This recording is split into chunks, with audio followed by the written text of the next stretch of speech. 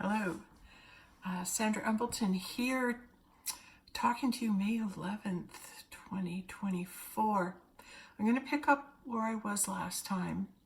I ended the last video telling you about that I was being guided by my twin flame, Yahshua ben Joseph, that our worlds would collide, and that to be ready for that. And that was 2 weeks ago today. 2 weeks ago. Yes, 2 weeks ago today. I'm going to tell you what happened. And this is personal. I don't have to share it. Why am I sharing it? I'm sharing it because in the sharing and the transparency, I am contributing to the one with the truth. So I'm going to be sharing a story that actually wasn't a real experience for me. It wasn't for you. And this is where we have the most difficulty, is that when somebody is wanting to share a supernatural or a higher dimensional happening, you have to bypass the mind and go from the content into the context and into the laws of the spirit that are found in consciousness. And consciousness knows all things, and all things are possible. And in consciousness, all things are revealed by their energetic blueprint. This is what happened, and I'll move it along here so I don't take all day telling you. But it's a great story. Okay, so I was being guided by my twin flame, and how I'm communicating with my twin flame is that I'll write a letter to my twin flame with my right hand, and then take the pen and pass it over to the left hand so he can respond to me. So if you're communicating from different worlds, if your twin flame has passed and they're in the other world, other dimensions, you can communicate this way with your twin flame. Because remember, you're one soul. Remember, there's only one. So, I'm looking at my beautiful roses. Hold on, people. Did that work? Yes, now you can see my beautiful Mother's Day roses. Lovely. So, let's go. So I was guided to go up north, and I left you, and I remember saying to you that where the twin flame, where I was going and where this man grew up and lived, was up north in a town that was known for its apples, right? Okay, so I just want to try and get everything the way it was meant to be. So when I drove up there on the Friday, stayed over, and on the Saturday morning when I got up with my friend, we were deciding what we were going to do that day. You know, where would you like to have an adventure? And we decided that we could go to Collingwood, we could go here, we could go there, or we could go to Owen Sound. And I thought, oh no, that's 30 minutes away or whatever. And then we said, yeah, we'll go somewhere else. And then it was like, no, you're going to Owen Sound. Oh, all right, well, let's go see what's going on in Owen Sound. So we drove up there, took the back roads, and we got out of the car, and we had just noticed how things had somewhat deteriorated. Shops were closed. It started to look run down, the town. And when we got out of the car and we walked across the street to a store my friend wanted to go into, we passed someone who was homeless. And he asked, he says, do you have $5? And my girlfriend, no. Off she goes. And I walked up and I looked at him and I said, well, she doesn't, but I do. And so I made a donation to his well-being. And I said, have a good day. And he said, oh, I will now. So we went into our first store, and it was, just one of those stores where she was quite at home, and I was making myself at home because I didn't want to be there. I was itching to go somewhere and I didn't know where it was. So we were there for 10 minutes or so or more in that store, and we'd come out and she wanted to go to another different kind of store. And I wasn't vibing with it. I didn't feel it. And all of a sudden I look across the street, and there's this store I remember being in 2017. And I remember there was like a salon beside it.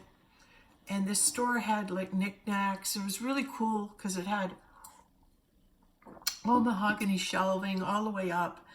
It was an old shoe store is what it was. And who knows, maybe it was my uncle's shoe store. Well, that would have been in Collingwood, but sorry, I'm in Owen Sound. So anyway, it could have been a shoe store. But it kind of was a shoe store. I didn't really realize what kind of store it was until I got in it. And I was thinking, okay, I'm just going to cross over the street. And I said, to my friend, you go enjoy your stores. I'm just going to go over and see that one across the street. So I crossed over to the other side. And I go in the store and I open the door and there's no one there. And I walk through the store and I walk all the way up to the cashier counter, and I look, and there behind the counter was Dave. He was probably the age he would have been had he lived. And not only that, but our eyes locked instantly. And I looked at his eyes and I went, like it spoke to my soul instantly, and it was, you found me. Or I almost like he was shocked and I was shocked. I don't know how he could have been shocked because I felt he orchestrated this whole coming together. But I looked at his eyes and I was like, oh my God. And right away I quickly judging in your head, it was like, oh my God, he had this white gray beard down to here. It was beyond words hideous. And he put on quite a bit of weight on his tummy. And I'm seeing this man sitting there, and all this was happening in a second. I'm just going, oh my God, how could you have let yourself go like that? And oh my God, what's with the beard? All these judgments, and I don't know what he thought of me because I had my beret on and everything. Anyway, I went into shock. I instantly went into shock. And it was either a shock, but it was a cocoon. I know it was God's grace, because if I had have totally grasped who this was to me, it might have been too much for me to all take in. So it was almost like my mind wanted to protect itself. So I went right into this, right from where I knew him and I recognized him, and oh my God, it's Dave, to, hey, you're in the store and this is a shopkeeper, so just play it like that, okay? Like that's how we're gonna play this out. So I was just, oh, how are you, blah, blah, blah, and we're just talking, and the next thing we know, we start talking about a few things that are happening in the world, and the things that people have done, and we just kind of mull, just regular conversation. And then I said, well, how have you kept going all this time? Well, he's a repair guy, and he fixes and repairs things, so he's had a business. And I said, well, that's good. He's managed to held on. And I said, well, that's wonderful. And then I wanted to buy something because, it's hard. I appreciate people who own their own business and they're trying to maintain that. So you want to support them. I sure do. So it's like, okay, but you got to get something here and help this guy out, right? So I went, okay, and then what could I get? And then I looked behind the counter and I said, oh, there's some earrings there, and they had a blue stone. And I go back. He said, you go behind the counter, go ahead and you help yourself. I said, okay. Like I just did not allow my mind to go to that being Dave. I couldn't. I don't know, it didn't happen. It was like I was playing in this drama. And then I said about the earrings, I said, oh, this blue stone, is it turquoise? Is it real? And he goes, no. And I said, oh, is there any other stones that you have that are real? And he says to me, nothing's real. And I went, oh, okay. So then I go and I start looking through his store, and no sooner am I on the other side of the store, and I look up and there's a Van Gogh picture of Starry Night on a purse, right? And I knew right away there's Vincent, like that's Dave. He's telling me I'm here. I was Vincent Van Gogh, I was Leonardo da Vinci, but I want you to know it's Vincent, right? And I go, oh, okay. So to myself, I went, oh yeah, there he is showing me it's Van Gogh. He's here. And then there was another lady that came in, and she was talking to the store owner, and his real name is Ron, but I'm thinking Ron is actually Dave. So we'll call him Ron because that's the store owner's name in the lower dimensions. So he's talking to someone, and I'm looking through the shelves, and of course there's the Madonna, which is the Magdalene, and then there's the Christ and the Magdalene, and little lights that you plug in at night. Night lights, eh? So here's the two lights in a package, the Christ and the Magdalene, right? Like, don't think I didn't see everything in the store that he was showing me. And I went, wow, these are the two lights. These are the two lights in the store, right? The Christ and the Grail, right? And then there's the picture of the Madonna with the heart, which really it's Mary Magdalene's heart, right? So anyway, I'm looking at this and going, oh, do I want to get that or do I want to get that? And then all of a sudden I look up and there's a mirror up on the top shelf. And I go, wow. And it was a beautiful round mirror, and had like gilded all around it. And it was sitting in a stand. It was about that tall, but a big, beautiful round mirror sitting in a stand. And I reached to the bottom of the stand to pull it down, and I say to Ron, I go, a mirror, is this for sale? And he says, it's not for sale. And I go, okay.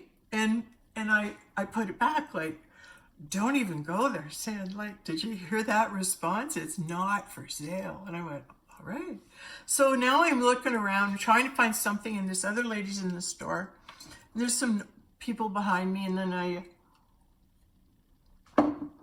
I turned, and it was a lady I'd seen across the store. And I said, hi, how are you?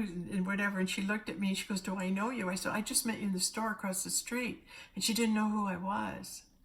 And I said, well, I had a coat and a hat on. And she goes, oh, maybe that's it. But she had no idea who I was.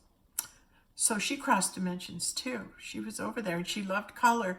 And she had some sandals in her hand. And I swear to God, when I looked on that shelf, the sandals she had in her hand were not there.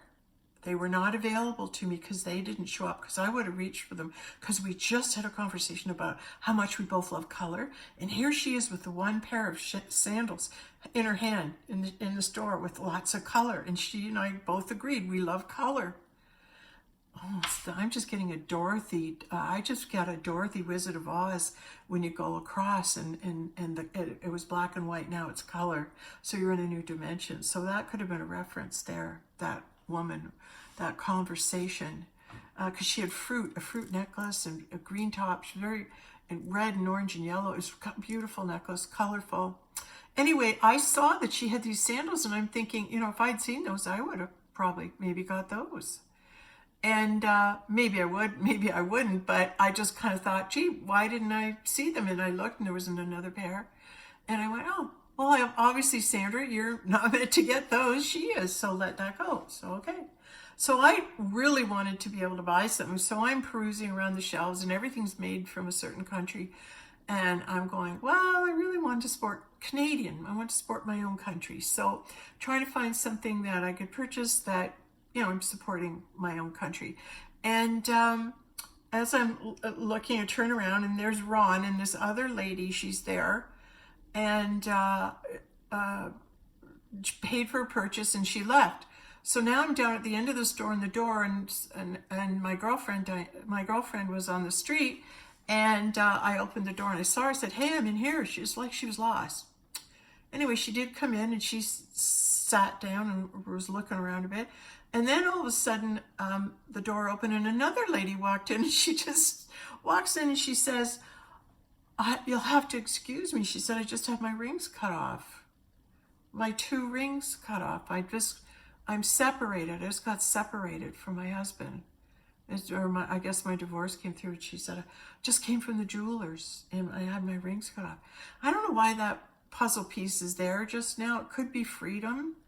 There was a reference to the one of the items I was looking at, the rings of Saturn.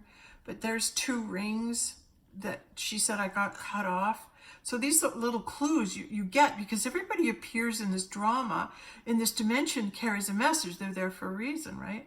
So anyway, my girlfriend tried to comfort her a bit because she was just separated, and I'm looking at things, and the lady goes back to the back, and as I'm looking around it, I see that she's walked in and she's talking to Ron, the store owner, and she's saying how much she loved these sandals and how they're worn out, and that she really would like, she was pleased to see that they still had them, but hers were worn out. And I'm standing there looking at them going, yeah, I like those sandals too. They're pretty cool. And I'm chastising myself because when I look back on it, why didn't I buy her some new sandals? I don't know. I didn't get the thought to do it. So if I had I would have. So don't blame myself, right? So anyway, she came down, and my girlfriend and I were looking at wraps and shawls and putting things on and all that. And I look, and there's look for Ron, or Don. Ron, look for Ron, and he's gone. Like, he's a store owner, and here's 3 people in his store, and he's completely gone. Where'd he go? I don't know. And then I just kind of, hey, Ron, and he goes, well, yeah, and he's yelling from the back. I go, oh, okay. We had a question and whatever it was, and he answered. He came out, he answered it. And I go, okay. So then go to the back, and I was looking at some stuff that looked like it was from, I don't know, there's one fisherman that top that looked like it was from the 60s. I should have got it, but I didn't. But I looked at it. Oh, sorry. And then the other 2 women left. And so now I'm alone with Ron in the store, and I wanted so much to get something. We picked out 2 shawls, and then I was looking at how amazing his shoe collection was. And the whole top of the store, all along this side, the back, and all over this side, were all shelving, and on the top were all these shoes, huge numbers of shoes, different kinds, like you wouldn't believe, painted, manufactured, custom made, anything you could think of, any pair of shoes, any wild pair of shoes, it was up there. And I looked at that and I went, oh my God, that's an incredible collection. And he said, thank you. And in the middle, there was a sign, and it said, Cinderella knows that a new pair of shoes can change your life. Oh, I just loved it. Cinderella knows that a new pair of shoes can change your life. Just loved it, right? So anyway, I'm telling him how great it is, and he said, yeah, I can't get any shoe company to come out and look at it. And I go, okay, well, maybe you should, because someone would love this. It's a great collection, all the stars, So then I saw this one painting, and I laughed out loud. I absolutely laughed out loud, and I'm going to share it with you because it won't hit you. It might hit you differently. It might hit you the same, but I'm going to show it to you, because then I'm going to tell you what hit me, okay? Can you see that? Is that not a skit? Okay. You see that? When I looked at that, I broke out laughing. Because there she is. They're burning her, a witch at the stake. And she's lighting a cigarette, and it's like, it's no big deal. I'll be back again. It doesn't matter what you throw at me. Sit down, have a cigarette, relax. It's not real. It's not real. And that's what I got, right? And he painted it. He kept saying, I paint with my wife. I paint with my wife. And in my mind, I'm going, oh, well, obviously you're not good, because that's just such a judgy person sometimes. I just didn't think it was the same quality as, a Da Vinci or a Van Gogh, right? I'm looking at look kind of, rinky-dinky, paint by numbers type of painting to me. But it was the message, right? And also, don't overlook the fact that I wanted a painting. And if it's Dave, he is Da Vinci, he is Leonardo. It's going to be worth a lot of money, right? But I didn't get it for that. I got it because I wanted to help him. The truth is, I wanted to put money in his pocket. If it's his painting, all he had to pay for was painting the canvas. It's going right in his wallet. So I said, give me a deal on this and I'll take it. And he did. And I said, okay, have you signed it? And he said, no. Well, there's a Van Gogh. Didn't sign it, right? I go, look, you got to sign it. So he takes the canvas and he writes in pencil and writes his name. I said, you can't do it in pencil. Someone could erase it. It could get erased. So I said, put it in pen. So I said, you got one? And he did. So he signed it twice on the back. Can we see it? Can we see it? There we go. We signed it on the back. And as soon as I looked at the signature, right? As soon as I looked at it, a voice in my head said, well, that's a twin flame signature. That's a twin flame signature. How did I know that? I don't know. It was just told to me when I looked at it. So even I'm looking up at the shoes and everything, and at the end of the store, like I said, there's things on both sides. So if you turn and you look at the back wall, there's the green fairy. And if you read Mr. and Mrs. Jesus, Moulin Rouge played into it. And in Moulin Rouge, watching that inspired me to reach out and connect with them, and we were reunited. And that was very much the green fairy was in the movie. So to me, that clue is it's a Moulin Rouge twin flame love affair, and there's the green fairy. Like, how many clues can you pick up? So anyway, I'm looking again to try and find something that's made, in my country in the store to buy. And I go to the front window, and as I go into the front window, I look in the showcase, you see in the street, and isn't there a big statue of a goddess in the front window? A big, beautiful bronze goddess, full length picture window. And I went, wow, the goddess. And I said, knocked on the foot, and I yelled back at Ron. I go, how much for the goddess? It's not for sale. Oh. Okay, got it. Don't argue, right? And that was important because when I paid for my stuff and I got my painting, I did not have a lot of eye contact with Ron at all. And he kept disappearing. He would be gone out of the store, like disappeared. Like it felt disappeared. Where'd he go? He was just here. Where'd he go? He said nothing. He disappeared. It happened like 3 or 4 times. 3 times for sure.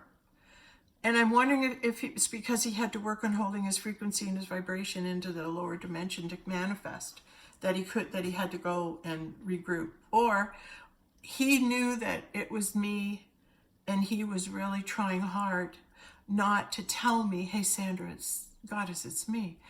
Because it might have hurt me. It might have shocked me because he's returned from the dead. And so it's like shocking. Okay, I'm going to tell you.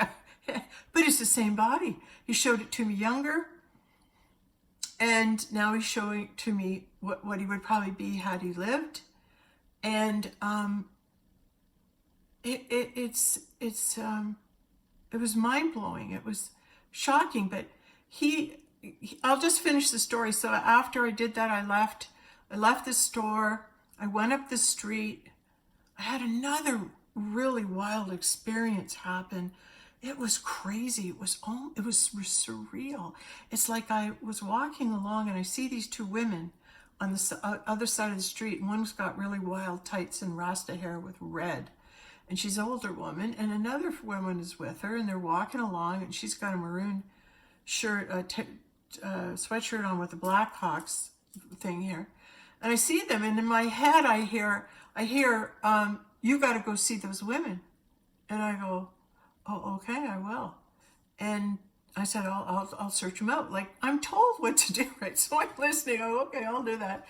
And now I go to the Rexall store and the drugstore, and I've got a few things I had to get. I'm checking out, paying for my purchase, and I look up, and there's the two women from across the street are right there. And I look and I go, I was just going to leave and find you guys. And I said, I just, something in me said, I have to talk to you. And they said, oh. And I said, so I was, and here you are. I was just going to go find you. We ended up going out, and the one woman was suffering deep loss. She'd lost her child a few days before. So there's no, the grief of that was what she was expressing and feeling. And we ended up having a conversation, the three of us, on the street, and just listening, and whatever came through me, I shared. And felt so much compassion, and was able to speak to her son with her. And just any way I could help, and you know, and I did too. I helped other ways. So anyway, we just walked across the street. I said, I'm really late. My friend's gonna be mad at me. Poor thing. She's, you know, you have to feel for her too. She's just, every time she travels with me, it's a challenge, I'm sure, for her. But too bad she can't play along. Then it would be just it would be out of this world. Because that's where I was, out of this world. Anyway, we hooked up, and it was so funny because when we were leaving, we were back on the same side of the street where she and I originally started shopping, and the homeless man greeted us. So we were walking to leave on that side of the street, and then we crossed over to get to the car. And as we crossed over, like around that block where the magic happened, the homeless man who had been there at the beginning came right across the road and in front of us and sat down at the bench and lit a cigarette while we were waiting for the light. And I saw him, and as I walked by, I don't know, I just gave him a look of, and he gave me a look of, it was almost like, I know I just changed dimensions, and you let me in, and now you're letting me out.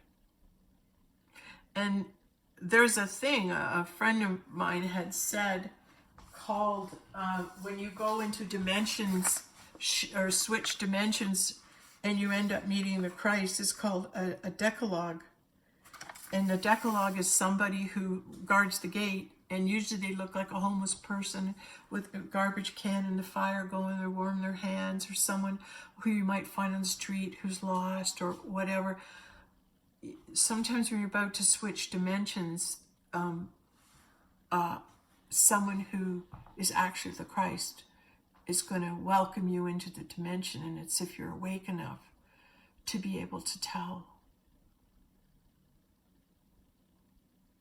when that portal's opening. I put the pieces together.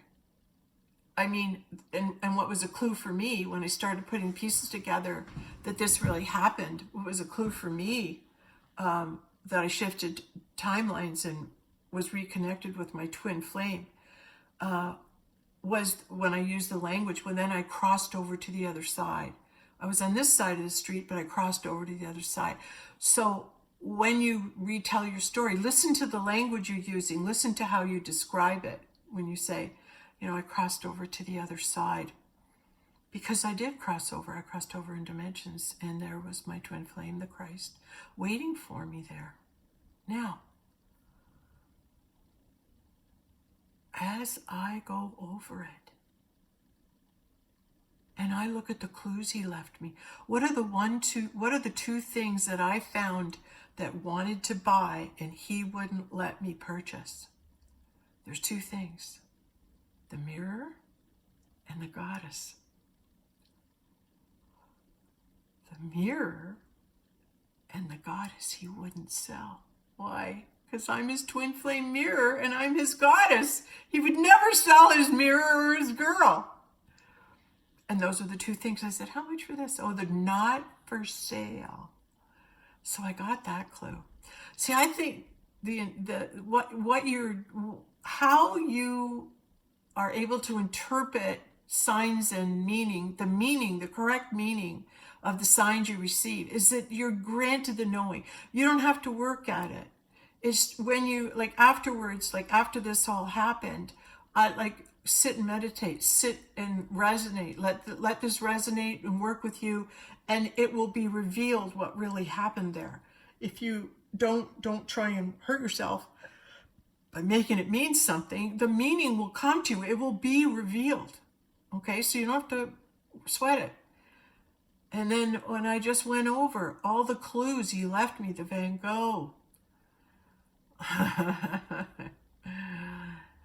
and this kiss has been coming up, and darn it if I can't remember the artist's name. I took over that the kiss, the lover's kiss. Things like not being real. And Dave's favorite song is Strawberry Fields by the Beatles, where nothing is real. He says, nothing is real. So there's a reference he gave me from the Beatles, Strawberry Fields, which is where he is in the other dimensions until he can manifest and return. Okay, so I was a little upset because I thought he would appear in the material world as a person, and it didn't work out that way. I really didn't grasp that was him and that was our two worlds colliding in that store. I didn't get it. I thought it was going to be more, and when it wasn't, I was really upset. And then when I got home, I was tired. And I slept, and all of a sudden I started getting all the puzzle pieces falling as to what went on. So that makes 3 times actually, that I've seen him. Now, this is what's really, really cool.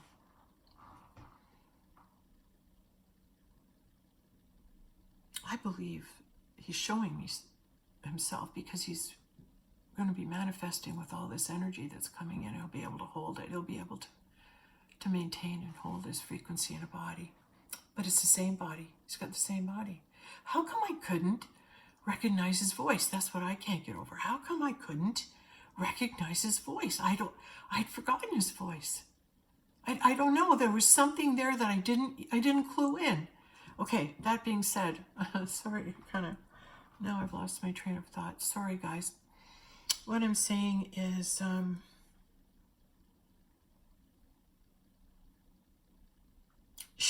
sharing this story is sharing my experience. Why am I sharing my experience? Because I'm believing this is the truth of it. This is real for me.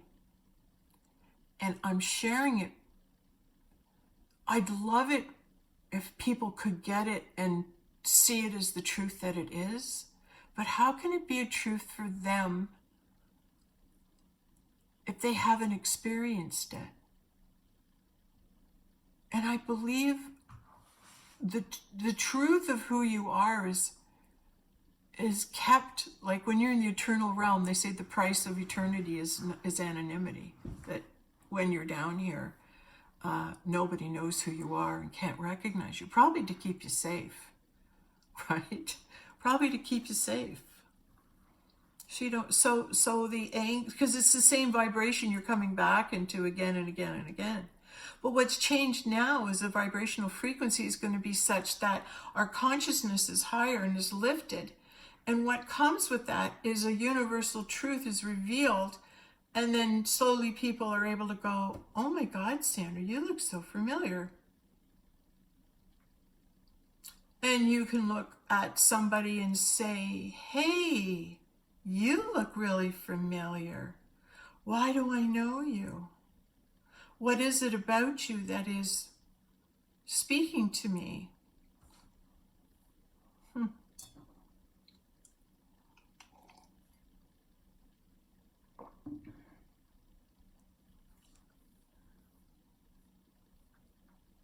What if I recognize you as a father of mine in a past life? What if I have an overwhelming knowing that is Mary Magdalene? You were my mom and dad. I never thought I'd get a new mom and dad out of this. But it's the awakening to who was the mom and dad for Mary Magdalene. And they say they were wealthy, that they were very prominent. And they are. Isn't it funny that this lifetime they'd show up the same and recognize or search the world over for their daughter?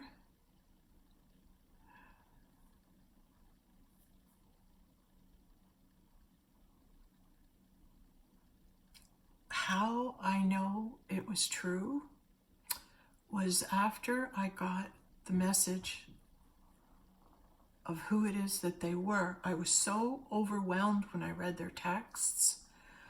When I read their texts, I was so overwhelmed I couldn't talk. The energy was so strong of love coming through that. I was blown away. I was so blown away. And it was emotional. It was emotional. And I knew there was something there and I didn't know what it was, but I could not respond. I couldn't not respond. I couldn't put into words what I was feeling. I just knew I had to just wait till it settled. And then a couple days went by and I went, okay, I'm starting to calm down. I'm starting to get some information as to who these people are and why they're showing up now. Well, they're showing up now because the families are reuniting, because the Christ is returning, and Mary Magdalene's family, she's showing up too to support her, and they want to see their son-in-law. So the people that were there at the time of the, of Christ's return are here again. That's how it works. They come back. And the validation that I got that this is accurate was last Saturday, a week ago today, without even knowing what was going on. I was shopping, and in my mind I said, no, I have to get something for her. What will I get for her? I want it to be beautiful. I want it to be so unique. And I had this bracelet on, and I'm looking at this bracelet and all the magnificent, beautiful greens and ambers and beautiful workmanship and this beautiful piece. And I'm going, I'd want to get her something like this, something that says royalty, something that says I love you, something that says you're magnificent and I love you. And I wonder if she'd like this, something like this. And I'm standing there because when I meet her, and I'm going to meet her soon because they're going to want to meet me, I wonder if she'd like this. And as I'm talking and hearing this go on in my mind, I'm stopped for a moment and I go, who are you talking about? Like who is it that you want to give this to? And it's my mom. It's my mom. I haven't even seen a picture of her yet.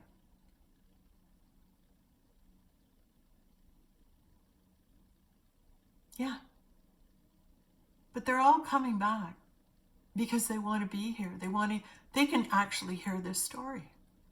They can actually know that what I'm saying is a truth. And that's what I want to finish up with, okay?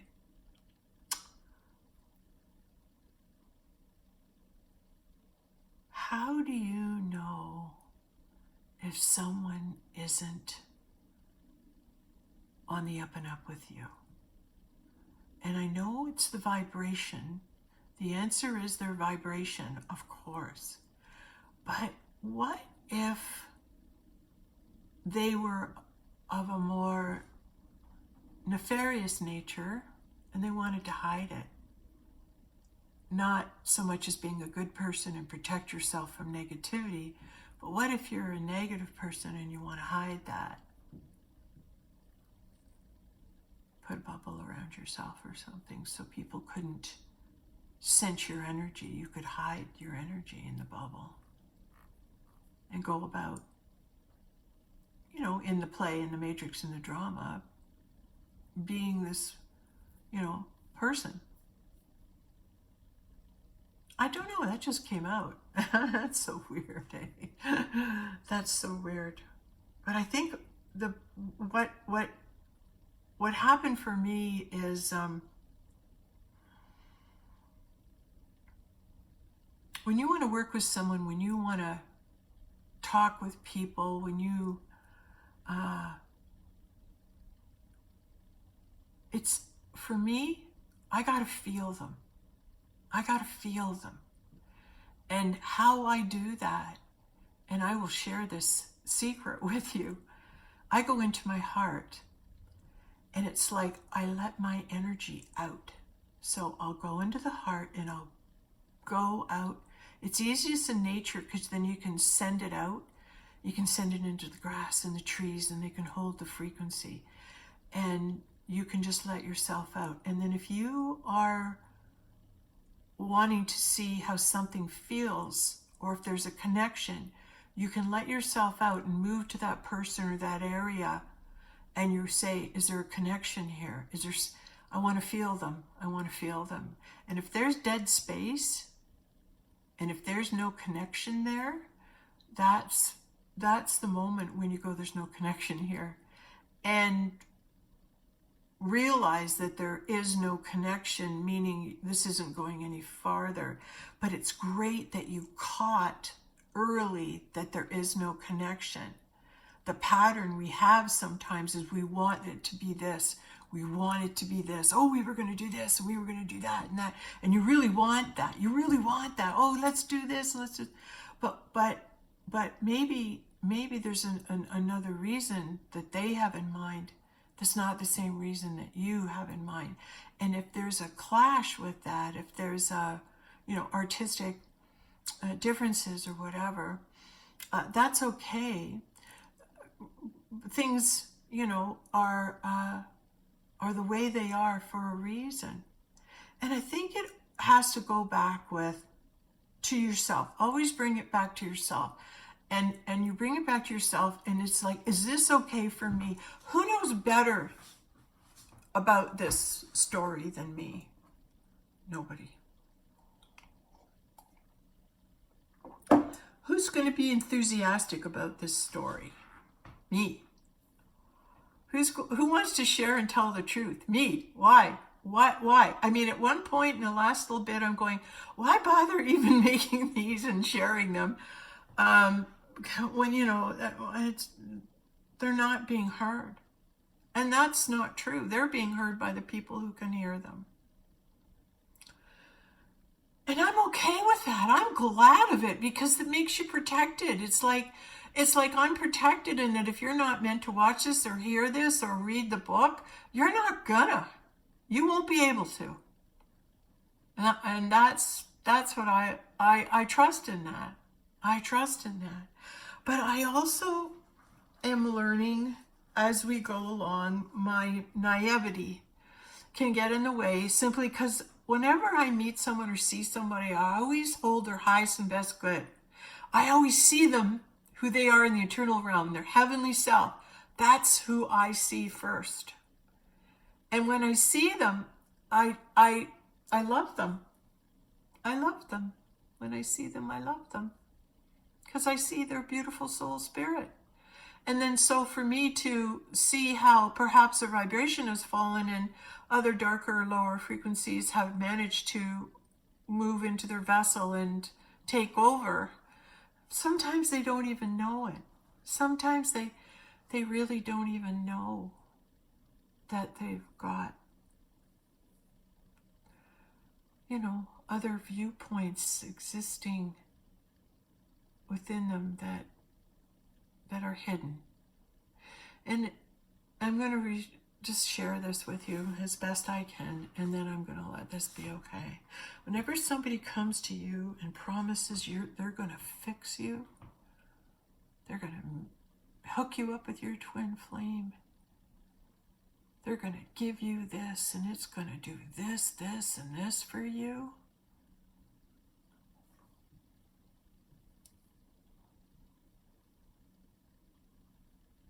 How much money are they making?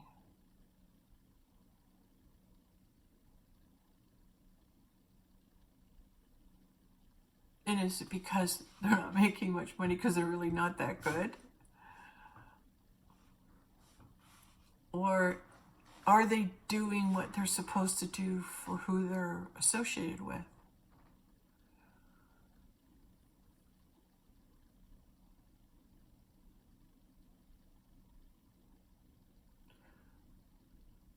We are dealing on a global scale with a pattern of abuse that's been here for thousands of years. And when you share with people to wake up, how do you think you got through this life unscathed by that? What are your chances that it didn't affect you? Maybe it affected us all. How we were brought up, how we were programmed to think. Abuse recovery is for everybody because we were in the energy of it, and it's come through us at some points. Whether you want to admit it or not, as nice as you want to be and as much as you want to cover up some of the things you've done.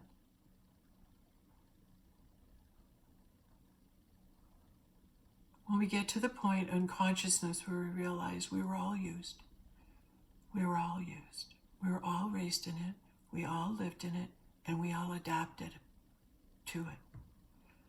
We are in a growth period right now where we are going to hope that those beings that are here to help us are going to be able to initiate enough positive thoughts into the conscious mind that will raise our frequencies so that we are able to shift into the flow where all things are revealed. You can let go of control and allow yourself to go on the ride,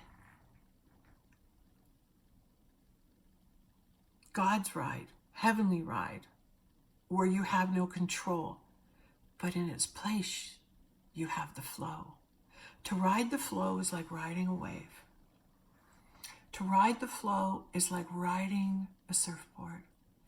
Oh, now we're doing this. Now we're doing this. What are you doing now, God, creator, whatever? Now we're doing this. Now we're doing this. Now we're doing this. When you're in that heavenly realm, you ride the wave of the flow, and you don't have to make a decision. You're led. You're shown. You can watch yourself.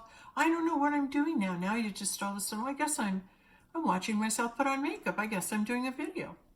I'm watching myself do this. I guess I'm doing this now.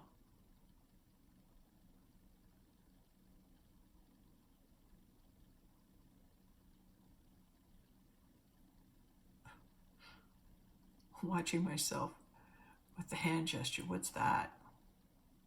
I don't know, but it's just here. Why? Why is this happening? What's going on? Right? It's almost like I'm seeing like a rewind, like the Fibonacci sequence would be this, and there. Yeah.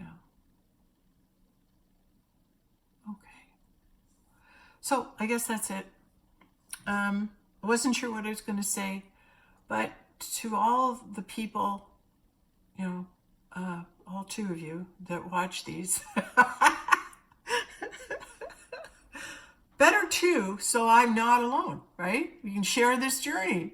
Sometimes it's just fun to hear somebody else's journey, and, especially those people that are, everyone really wants to know when Christ is returning and how it's going to look and what it's going to be.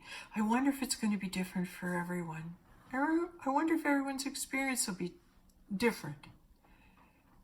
Do you know what I mean? Like, how is it that I am able to experience this? I'm thinking, well, it's who I am. And if past, present, and future are all happening, my best service is to be who I am in the now moment. The knowledge I have of who I was comes in handy because it's like, what's the Magdalene's job? To wait for the Christ to return. And when he does, she's got to go tell everybody. Oh, which I almost forgot to say. Did I mention, I was going to tell you this, that I went and I'm driving along and I out on the lawn, I see this, my friend Ted Lutz, professor at Toronto University. He's the one that taught us our 2-year Bible program, right? And I told him at the time of Christ he was Nicodemus. And he is. And I've been looking for him. I haven't talked to him for a while. I did give him a copy of the book and everything a couple of years ago, maybe 2 years ago or whatever, last time I saw him, 2 or 3. Anyway, Disney on the lawn on the weekend. And so I pull up the car and go, hey, Ted, it's Andrew, blah, blah, blah. Yeah, we come over. And I, right away, and he's a brainiac, he's all about the content of the mind and accurate about the Bible, like, he's a real stickler. But he's very much holding the space for that, okay? For waiting for the miracles. So at the time of Christ, he was Nicodemus. And why is Nicodemus important? Because Nicodemus was on the Sanhedrin. He was Jewish. And he was on the high counselor, and he would counsel. And he would go over and he would go and listen to Jesus speak. And he would go enough that he became friends with Jesus, and that the two of them would have conversations. And it is Nicodemus that he went into the conversation about. He says, you say you have a kingdom, Joshua, you say you have a kingdom. And he said, how can one gain entrance into your kingdom? And he said, the way to gain entrance into my kingdom is you must be born again. He says, what do you mean? Go back into your womb and everything? And he says, no, it's like you come in, you must be born again and revisit that heart of the child. The heart of the child, the wonderment and the innocence and the trust, right? You have to trust and be able to believe. And that's before the argument. When you were innocent, before you could hear the argument, which is the dark side, before you can hear the argument, you were innocent. You had that innocence. And he said, find your innocence. And you see, with the program that we've been running, the idea has been to take away the innocence at a young age. And when you take away a young child's innocence, you murder the soul. And our journey is to recover that childlike innocence, to recover the soul. And that takes a lot of work. It's painful having to go back and relive the hurt you experienced as a child.